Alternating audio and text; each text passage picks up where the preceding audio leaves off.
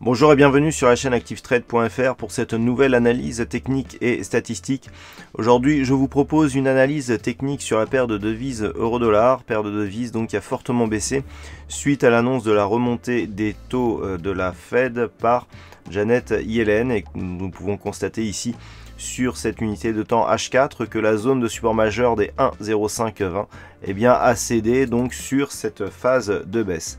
Alors cette chute ici n'est pas anodine, puisque lorsque l'on prend des unités de temps plus longues, ici par exemple en daily, nous pouvons constater que suite à la chute donc qui avait trouvé son point bas au début de l'année 2015, cette zone des 1,0520 constituait un support majeur de la dynamique moyen terme. Ce support était aussi devenu un support majeur de la tendance court terme avec de multiples tests, et avec cette rupture, la dynamique court et moyen terme reprend un biais baissier, ce qui confirme donc la première phase de baisse qui avait eu lieu durant l'année 2014. Donc cette réorientation de la tendance moyen terme qui passe de neutre à baissière n'est pas sans conséquence.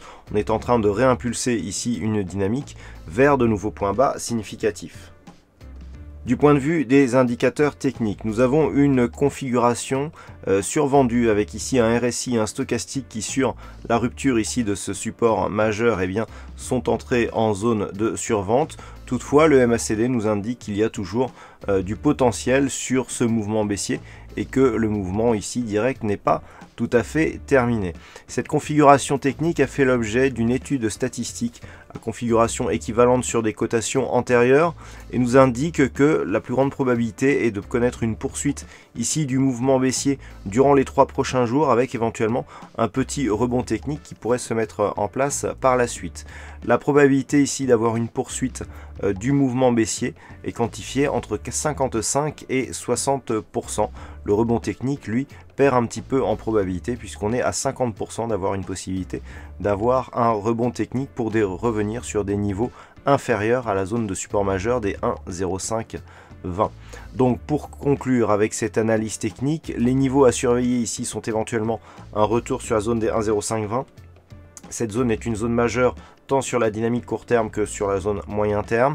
Si les cours rebondissent ici et valident ce niveau comme une résistance, on sera dans une confirmation de la réorientation baissière de la tendance court et moyen terme, alors qu'à la baisse, nous pouvons tracer une extension de Fibonacci donc sur la phase totale de consolidation pour constater que cette extension nous donne un prochain objectif sous ces zones, puisqu'elle est quantifiée ici, cette extension de 161,8% de Fibonacci à 1,0280, ce qui nous donne donc un objectif baissier suite à la rupture de cette zone de support majeur des 1,0520.